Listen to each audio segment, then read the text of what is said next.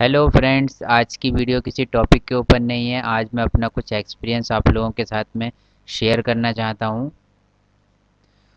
हम लोग इंडस्ट्री में वर्क करते हैं तो फ्रेंड्स कई टाइप की डेली डेली प्रॉब्लम्स हमारे साथ आती रहती हैं। जैसे कि कभी कोई वीएफडी वर्क नहीं कर रही है, या कभी कोई पंप कोई अच्छे से काम नहीं कर रहा है, या कोई रीडिंग में वेरिएशन आ रहा है, टेम्परेचर की रीडिंग वेरिएशन आ रहा है, लेवल की रीडिंग वेरिएशन कर रही है, प्रेशर की रीडिंग वेरिएशन कर रही है, या फ्लो की रीडिंग वेरिएशन कर रही है।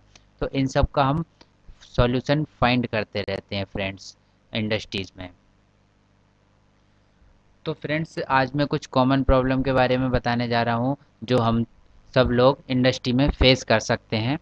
मैंने भी फ्रेंड्स इंस्ट्रूमेंटेशन एंड कंट्रोल में 10 इयर्स वर्क किया है। तो अपने कुछ एक्सपीरियंस में आज शेयर करना चाहता हूँ कि एक प्रॉब्लम मैंने फेस की और उसका एक ऐसा छोटा सा सॉल्यूशन निकला कि आप सब लोग भी सोचेंगे कि अच्छा है, ये भी इसका सॉल्यूशन हो सकता है। तो फ्रेंड्स, जब मैं शुगर इंडस्ट्री में था तो हम लोगों के सामने एक प्रॉब्लम आई। एक्चुअली क्या था, एक ट्रांसमीटर माल फंक्शनिंग कर रहा था। अब मैं आपको माल फंक्शनिंग के बारे में अच्छे से बताता हूँ। माल फंक्शनिंग क्या होती है फ्रेंड्स? माल फंक्शनिंग का मतलब होता है कि ट्रांसमीटर की रीडिंग का चेंज होना। ट्रांसमीटर की रीडिंग तो चेंज होती है, जब हम प्रोसेस वेरिएबल बढ़ेगा तो ट्रांसमीटर की रीडिंग चेंज होगी। लेकिन माल फंक्शनिंग में क्या होता है, रैपिडली चेंज होती है। जैसे मान लीजिए हम प्रेशर ले रहे हैं, तो प्रेशर अगर 10 kg पर सेंटीमीटर स्क्वायर से एकदम से 12 हो जाए, 15 kg पर सेंटीमीटर स्क्वायर हो जाए, या घट रहा है प्रेशर तो एकदम से 6 kg पर सेंटीमीटर स्क्वायर हो जाए, 7 kg पर सेंटीमीटर स्क्वायर हो जाए, तो रैपिडली जो चेंज हो रहा है वो माल फंक्शनिंग कहलाती है।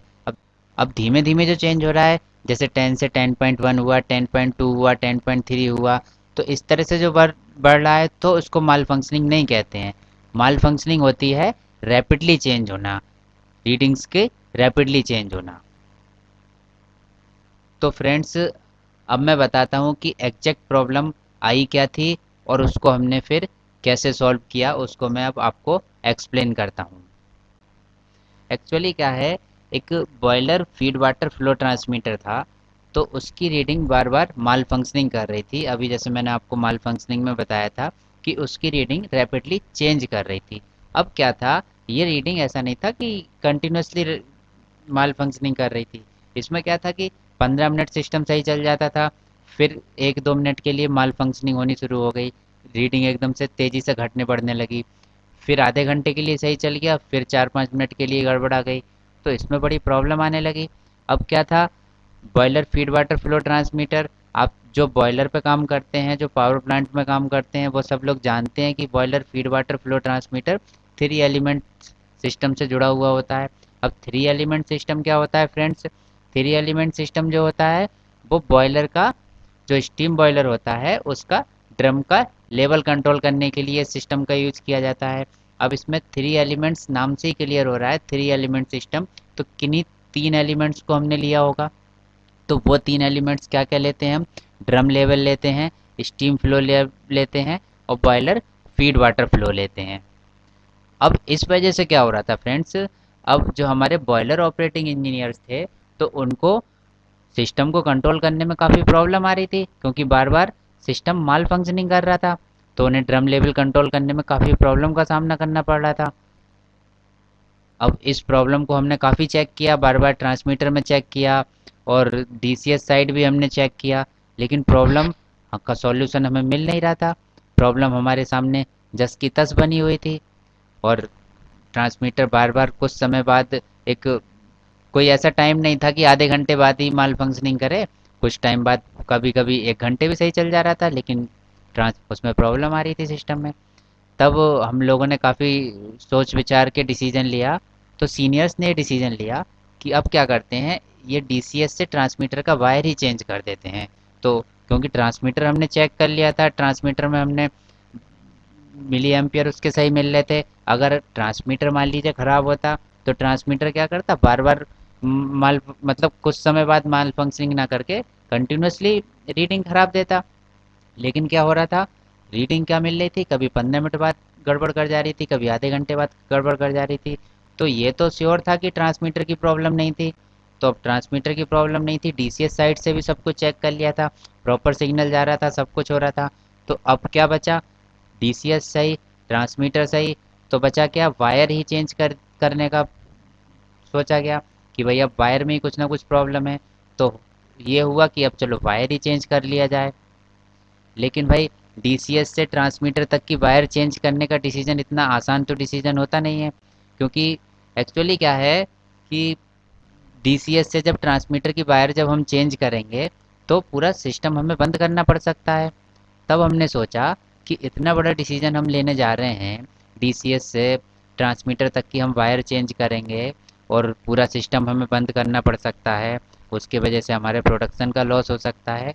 तो हमने सोचा कि ऐसा करते हैं कि एक बार ट्रांसमीटर को दोबारा चेक करके देखा जाए कि कुछ प्रॉब्लम हो सकता है फाइंड हो जाए, नहीं तो फाइनली हमें वायर तो चेंज करना ही है, क्योंकि वायर चेंज करना इज़ द लास्ट सॉल्यूशन।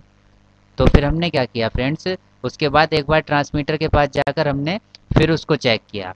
लेकिन ट्रांसमीटर के पास जाकर जब हमने चेक किया तब हमें एग्जैक्ट प्रॉब्लम हमें समझ में आ गई कि एग्जैक्ट प्रॉब्लम इसमें है क्या। तो वो प्रॉब्लम क्या निकली फ्रेंड्स, वो आप भी जानेंगे तो समझ जाएंगे क्या प्रॉब्लम थी। जो ट्रांसमीटर में जो वायर लगता है फ्रेंड्स, शील्डेड वायर का यूज करते हैं ट्रांसमीटर के लिए। जो वायर यूज करते हैं हम, वो 2 कोर शील्डेड वायर का यूज करते हैं। अब इस शील्डेड वायर में एक अर्थिंग वायर भी यूज होता है। ये जो आपने दिखाया गया है, ये जो वायर होता है अर्थिंग वायर होता है इसका, शील्डेड वायर का। अब ये क्या था, ये जो अर्थिंग थी ये क्या कर रही थी, ट्रांसमीटर के वायर से टच कर रही थी। पॉजिटिव से टच कर जाती थी, कभी कभी निगेटिव से टच कर जाती थी। तो उसकी वजह से क्या हो रहा था, ये माल फंक्शनिंग हो रही थी। अब ये हो क्यों रहा था ऐसा, वही टच क्यों कर रही थी, क्योंकि लाइन में वाइब्रेशन था। लाइन में वाइब्रेशन था तो लाइन में वाइब्रेशन की वजह से कभी कभी क्या कर जा रही थी, ये वायर ट्रांसमीटर के वायर से टच कर जा रही थी। अब जब जब ये वायर ट्रांसमीटर के वायर से टच कर रही थी तो क्या हो रहा था, माल फंक्शनिंग कर रहा था। प्रॉब्लम वही निकली थी, वायर की प्रॉब्लम, लेकिन एक्चुअली कहाँ पकड़ में आई, इस अर्थिंग में पकड़ में आई। वायर अगर चेंज करते थे प्रॉब्लम तब भी सॉर्ट आउट हो जाती, लेकिन हमने जब उसको सही से चेक किया, एक बार देखा उसको, तो समझ में आया कि भाई ये अर्थिंग ही गड़बड़ कर रही है। तो हमने क्या किया फ्रेंड्स, इस अर्थिंग को ट्रांसमीटर के अर्थिंग वाले पॉइंट से कनेक्ट कर दिया। यहाँ पे आप फिगर में देख सकते हैं ट्रांसमीटर का अर्थिंग वाला पॉइंट ये है, ये पॉजिटिव वायर है जो रेड से शो किया गया है, और ये निगेटिव वायर है जो ब्लैक से शो किया गया है। फ्रेंड्स सजेशन तो ये रहता है कि जो ये अर्थिंग होती है इसको ट्रांसमीटर की अर्थिंग से कनेक्ट कर दिया जाए। नहीं तो कुछ लोग ऐसा करते हैं कि इस अर्थिंग को कट कर देते हैं, तो वो भी आप कर सकते हैं, इस अर्थिंग को कट भी कर सकते हैं, लेकिन सजेशन यही दिया जाता है कि आप इस अर्थिंग को ट्रांसमीटर की अर्थिंग से कनेक्ट कर दें। इसके अलावा जो माल फंक्शनिंग होती है, ट्रांसमीटर की वैल्यू का बार बार चेंज होना, मतलब एकदम रैंडमली चेंज होना, तो वो एक रीज़न और हो सकता है। कभी कभी वाइब्रेशन होता है देखिए लाइन में, तो वाइब्रेशन की वजह से क्या होता है, जो हमारे वायर्स होते हैं वो लूज हो जाते हैं। तो वायर्स लूज हो जाते हैं तो प्रॉपर सिग्नल नहीं पहुंच पाता है। मान लीजिए कभी टच हो रहा है तो सिग्नल एकदम से पहुंच गया, नहीं टच हो पा रहा तो सिग्नल नहीं पहुंच पाया। तो इसकी वजह से भी ट्रांसमीटर की रीडिंग जो है माल फंक्शनिंग कर सकती है, या फॉल्स रीडिंग ट्रांसमीटर दे सकता है। माल फंक्शनिंग को आप एक तरह से ये भी कह सकते हैं फॉल्स रीडिंग, क्योंकि माल फंक्शनिंग क्या होती है कि 10 के बाद एकदम 15 चले जाना या 10 के बाद एकदम 7 आ जाना, तो ये कोई ट्रू रीडिंग तो है नहीं, ये फॉल्स रीडिंग है। तो ट्रांसमीटर का सिग्नल क्या होने लगेगा, हमें फॉल्स सिग्नल मिलने लगता है इस कंडीशन में। तो फ्रेंड्स ये थी हमारी आज की वीडियो, उम्मीद है कि आपको पसंद आई होगी। और फ्रेंड्स हमारी वीडियोस को प्लीज़ आप लाइक कर दिया करें, बहुत हेल्प मिलती है हमें।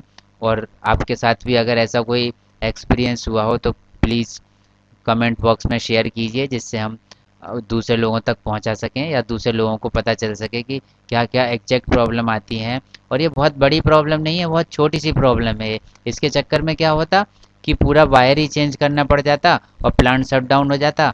लेकिन छोटी सी प्रॉब्लम एकदम आसानी से मिल गई, कहाँ कितनी देर लग रही थी उसको। तो ये थी हमारी आज की वीडियो फ्रेंड्स, उम्मीद है कि आपको पसंद आई होगी। Thanks for watching. अगर ये वीडियो आपको पसंद आई हो तो उसे लाइक करें, अपने फ्रेंड्स के साथ शेयर करें, हमारे चैनल को सब्सक्राइब करें और बेल आइकन प्रेस कर दें। Thanks for watching.